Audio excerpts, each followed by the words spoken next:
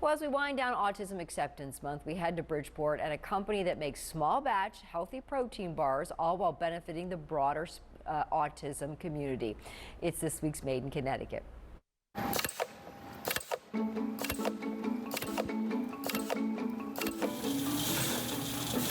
At Amrita Foods in Bridgeport, all natural plant-based protein bars are rolling down the line. Arshad, what is this? It looks like chocolate to me. It's date paste that we use, makes the base of our bars. So this is what is the binder and really where you start with these Exactly. bars. The binder and the sweetener.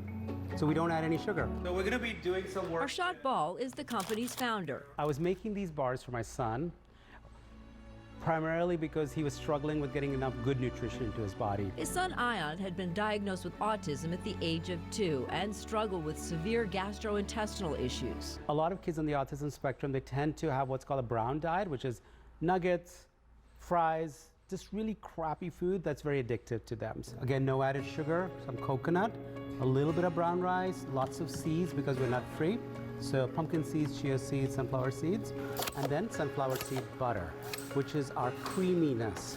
Arshad and Ion took the bars to farmers markets when one day they got a break. And we just got really lucky that the Whole Foods buyer stepped off the train, saw what we were doing and said, why don't you bring it to our store? I had no idea about food, manufacturing, nothing. We were making this in our kitchen.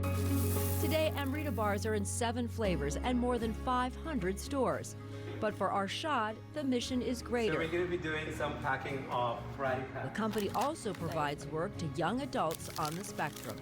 It's about figuring out how to work with people where they are and to slowly help them gain skills. This is a great opportunity for them. Brian Cisparo works with autistic young adults at Aspire in Trumbull. And the families are seeing the growth from their child, seeing that they can now have the independence now to possibly drive, learn the bus system to get to and from jobs. That's the goal, is to really just give them training, give them the confidence at the end of the day to say, I know how to do this, I should command wages for it. And so it's ready to get wrapped.